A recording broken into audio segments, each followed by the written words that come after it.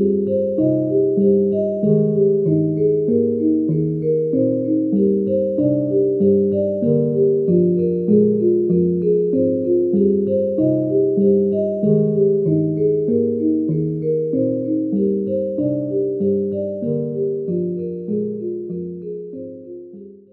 Kambo, Ayahuasca and 5-MeO DMT trip report, posted by Not My Real Name to the Trip Report subreddit 2 years ago. Last weekend my wife and I did Kambo, followed by Ayahuasca, and then followed by Bufo Alvarius, or 5-MeO DMT. We had this experience in Playa del Carmen, Mexico, with the same shaman as our last experience. And this was my first time doing Kambo, and it was rough.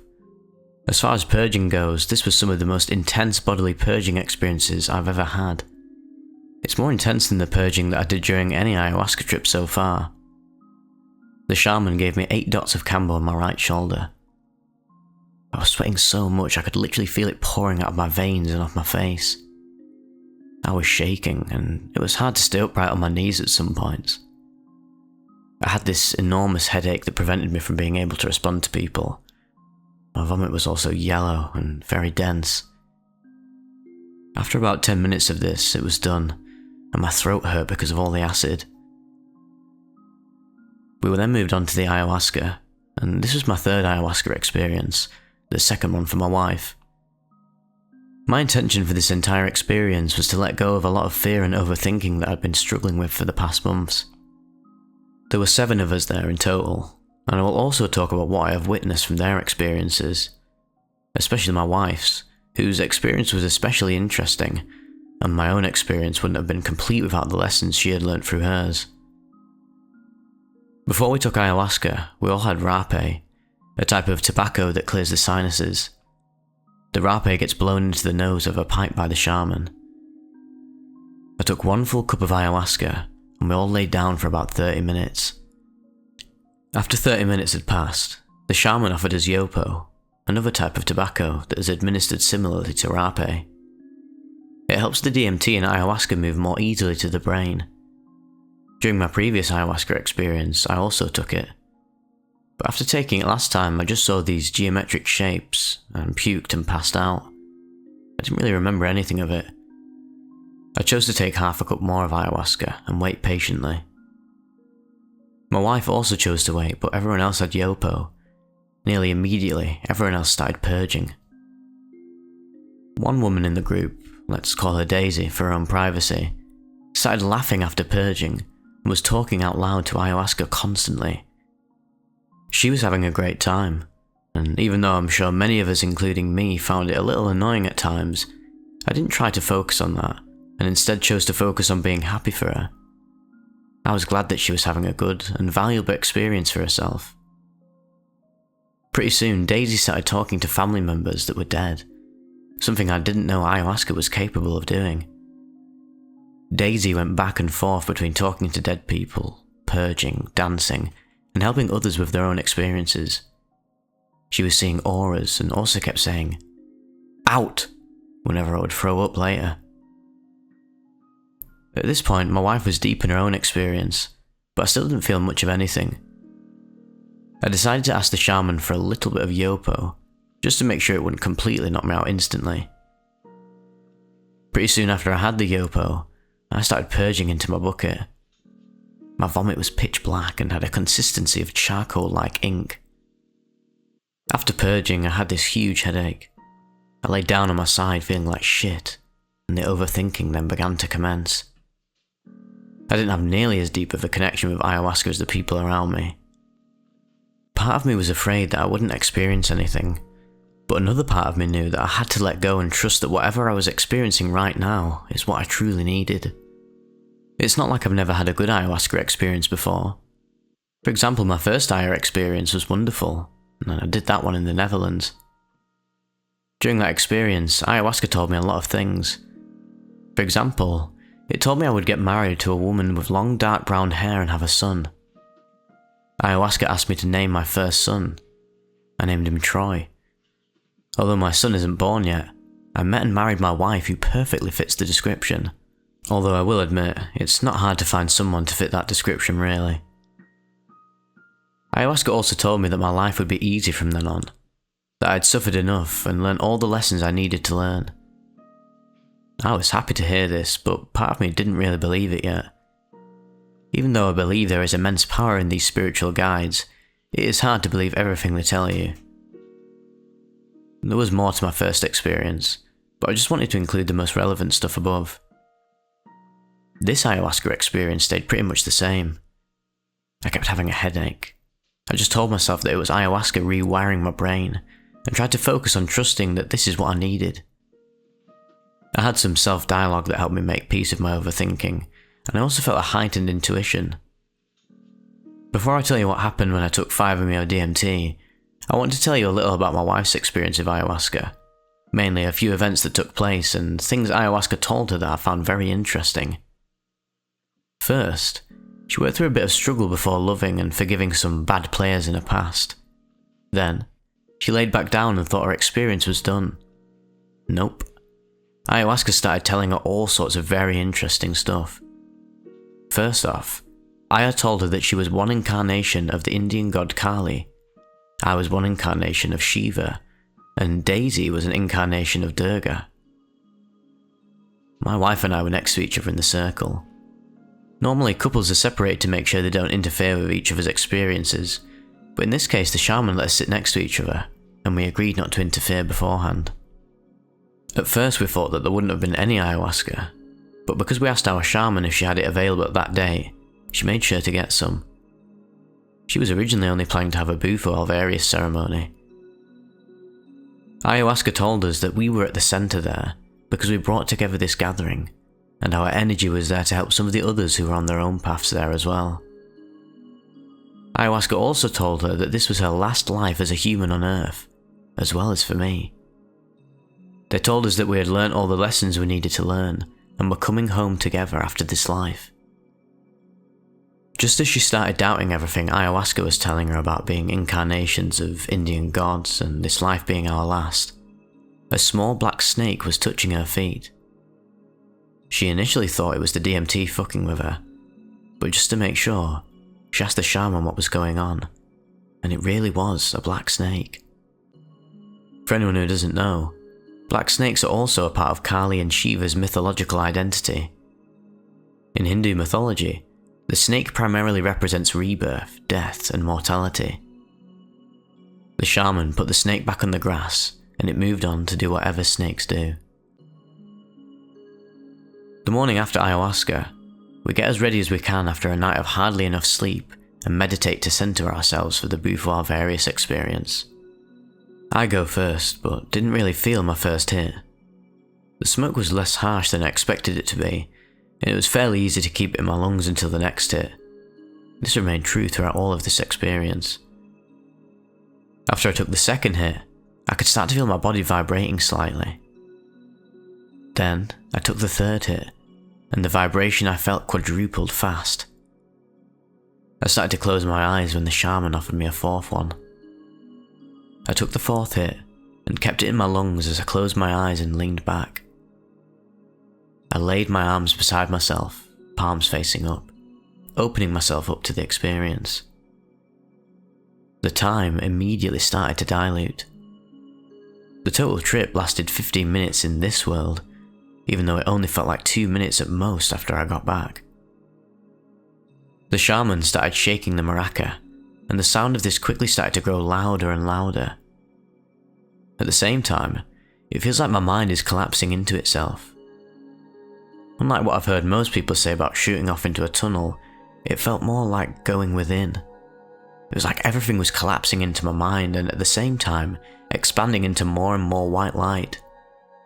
All I was saying to myself the whole time is, let go, let go, let go, let go. Everything became more and more overwhelming. The sound of the maraca kept getting louder and louder, and was coming from every direction, including from within myself. It was like infinite shaking maracas all around and within me, to the point where all the shaking merged into one really loud white noise. I remember being compelled to say, woohoo, as I kept letting go of the idea that things were too overwhelming, and let go of barrier after barrier. Every time my ego thought things were too overwhelming, or tried to contain or judge the experience, I let go of it. Part of me realised because I am everything, nothing can be too overwhelming because it's all me. I believe that my interest in non-duality and previous learning about this topic had helped me immensely with letting go of judgment and ego in that very moment. Also, even though I wasn't aware of myself, the world, objective reality, etc. at this point, I was still aware of my body in the sense that I knew I had 2 legs and arms I could move. I could also feel myself making symmetrical arm movements. It was like I was swimming on my back in a pool. I could still feel the ground, and I wasn't judging anything. After some time of shedding layers, the idea of something overwhelming had disappeared, and there was a type of bliss present. Unlike other reports I've heard of feeling like God or intense love, ecstasy, etc., this was bliss without judgment, just pure tranquility and peace. More and more white nothingness became just more of this pure white void, yet was still there and without thought. I knew. I am. This was pure non-duality, just being, without judgment, without thought, without time, without ego. No feeling of being God, no concept of what God is, just being. This was the only point where I wasn't aware of my body. I could have been there for an eternity, but an eternity in a realm without time still just feels like a moment in a realm with time.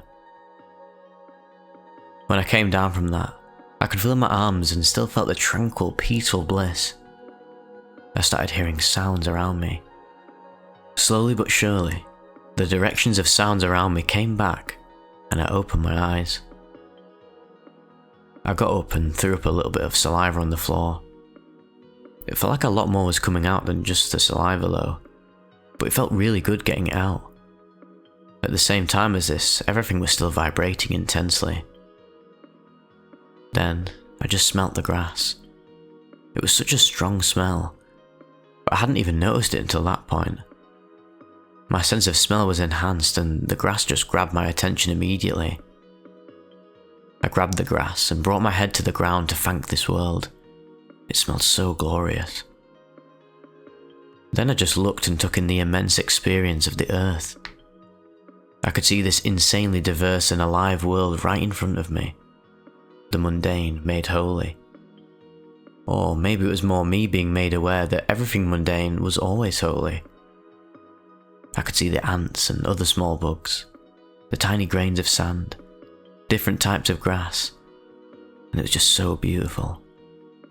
Infinity right in front of me, right around me, always. I'd never felt more alive than in this moment. I got up and walked over to my wife. As I was walking, everything was still vibrating, and I could feel the energy of people around me.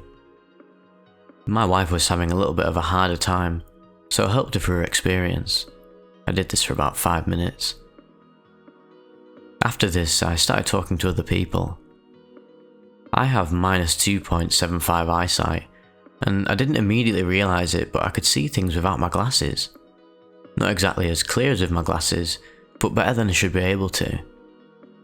I noticed this as I was talking with someone, and the face started to fade in front of me when I realised I wasn't wearing my glasses at all. And that was that. I was surprised by how different my Bufo Alvarius experience was from what everyone described, but I was also really happy because I felt like I got exactly what I came for. Right now, I'm no longer overthinking anything, and I feel completely connected to this moment.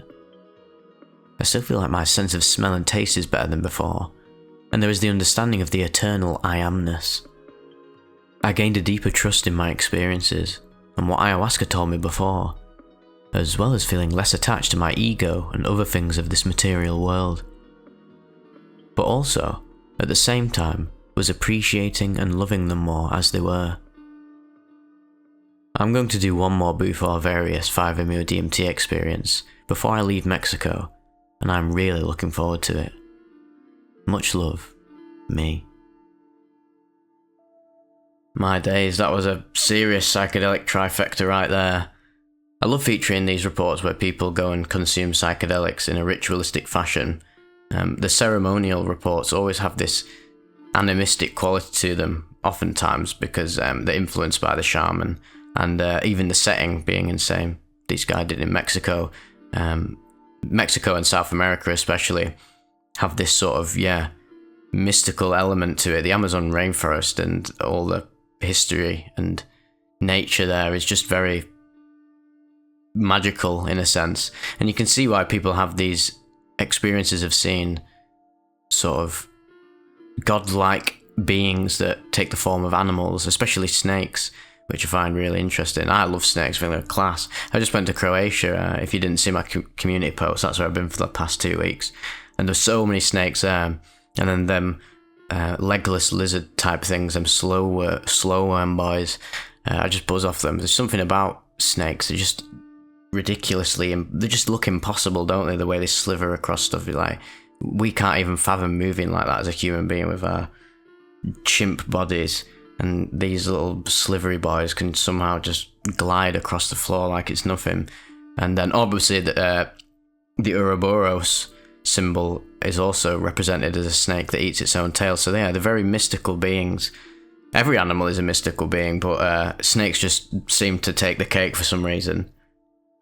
For anyone not in the know about Kambo, it's actually the dried skin secretion of the Kambo, which is a species of frog that they found in Brazil, Bolivia, lots of places in South America. And it's claimed that Kambo will help with these issues that you have, like depression, anxiety, mental clarity, negative energy. And with all of that comes the cleansing of the body through purging. So obviously the most common side effects are tachycardia, nausea, vomiting and diarrhea. And if you've ever watched Hamilton's video he did on it, he suffers big time when he takes it. Can't really remember. I've not watched it in ages, but I don't think he had a massively profound experience.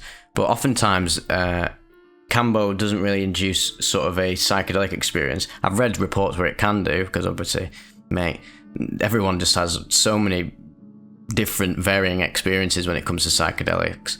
You can't really just generalize and say, oh, this will always just happen to every single person, because, mate, people fucking have a drag of a joint and they get sent to Mars, mate. So you just never know what's going to happen, really. Some people are just genetic mutants, really, and their brains react to psychedelics in radically different ways to other people, which is definitely something to keep in mind if you're a unique breed of human and you want to get into this sort of stuff. But I think the reason they did this probably, makes sense, doesn't it? Because obviously in their culture they believe that it can help alleviate depression, anxiety, and give you a clearer mind. That will allow you to go deeper in the ayahuasca and the bufo experience. And it definitely seemed to have worked for this guy and his wife. There's a lot of deep revelations, and the one that really struck out to me, even though it wasn't the deepest revelation of all time, but something that I could relate to, was when the guy said that even he has glasses and I'm very blind, and I wear glasses a lot because I literally cannot see, my lad, but I'm far-sighted, so I can see up close and everything. So I only really have my glasses on when I'm like looking at something from a distance, like watching a film or driving or going out in nature and need to do it. But I like to have the balance of the glasses on, glasses off. Right, fuck me, I'm trying so much shit. Sorry if I sound like an absolute mong, because I've just got back from Croatia and I ended up not sleeping last night because I ended up twatting my thumb in my car door, and I've absolutely obliterated it, and it's fucking excruciating. And I'm literally sat here putting my thumb on an ice pack, and I wasn't able to do the big video that I wanted to do today that required lots of typing because my left hand is fucking enfeebled out its head. But yeah, what was I saying? Yeah, I've had experiences where I've taken psychedelics and my eyesight has become not on the same level as, say, 20/20 vision, or even on the same level as the same level of clarity as how my glasses allow me to see, but definitely enhances my vision and sort of allows me to see things before I lost my eyesight from staring at fucking computer screens too much as a kid, and whatever else I did that destroyed my eyesight. And that was really profound. I remember the first few times I took LSD, that was like one of the first profound things that happened to me that wasn't sort of this God consciousness sort of infinite love stuff that I talk about a lot. That was just a sort of basic revelation in comparison, even though materially speaking, that's pretty fucking mad that you can take a psychedelic or any substance and it can actually increase the clarity of your eyesight without interfering with any of the physicality of your eye. And mate, we don't even know how to fucking do that without getting some mad laser eye surgery machine on it. So yeah, I wonder what's going on there. If you've ever had that experience, please let us know in the comments, and if you have any ideas about why that may be, please let me know. If I had have slept, I probably could have thought about stuff, but I just wanted to get a video out for you guys. Really love you a lot. Thank you for 90,000 subscribers. That just means the world to me. That's just absolutely insane. I love all of you on the Discord, on my Instagram, talking to you in the comments. Can't wait to see some of you in real life at Rosa Festival. You're just the best community of all time, really. I can't ask for any better subscribers. You're all so cool, interesting, wacky, unique, and yeah, really blessed to have formed this strange little psychedelic community, and I'm so appreciative of all the mad little messages that I get on the daily, and hopefully them fucking thumb heals so I can start doing some mad videos because I've got some really cool ideas planned. So yep, hopefully if my thumb doesn't fall off, we'll get them sorted, and you better take care in the meantime. I'll be fucking coming around your house and tucking you in bed, lad.